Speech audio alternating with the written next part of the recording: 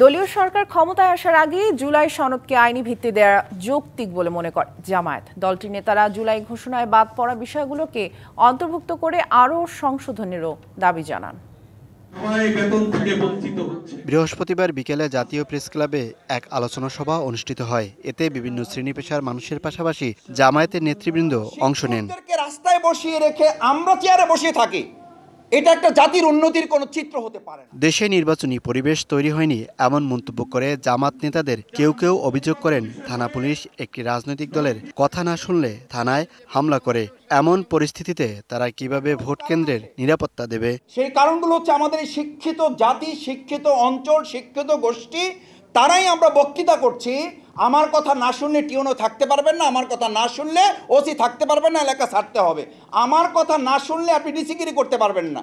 আমার কথা না শুনলে, আমার লোক না ছাড়লে থানা ভাঙচুর করে ফেলবে, আপনারা কিছুই করতে পারবেন না। কিছু করা যাচ্ছে না তো। আমরা থানা রক্ষা করতে পারি না, সেই লোকরা হাজার হাজার কেন্দ্র আমরা রক্ষা করতে পারবো, এটা শফিকুল ইসলাম মাসুদ আমাকে কেন বিশ্বাস করতে হবে? দলটির সেক্রেটারি জেনারেল মনে করেন, বিদ্যমান ব্যবস্থায় নির্বাচন হলে নতুন ফ্যাসিবাদের জন্ম হবে। জুলাই সনদকে আইনি ভিত্তি দিয়ে নির্বাচন দেওয়ার দাবি করেন তিনি।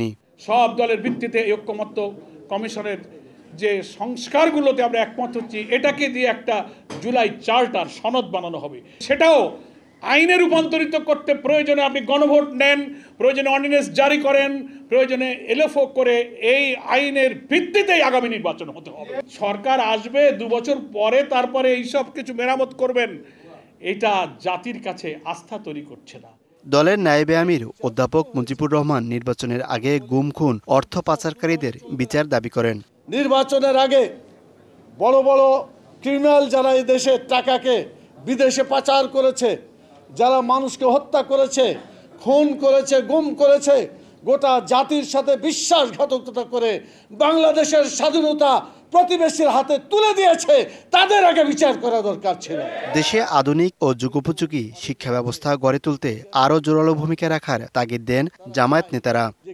যেমন তেমন করে নির্বাচন। Mohaiminul Khan Apu, DBC news, Dhaka.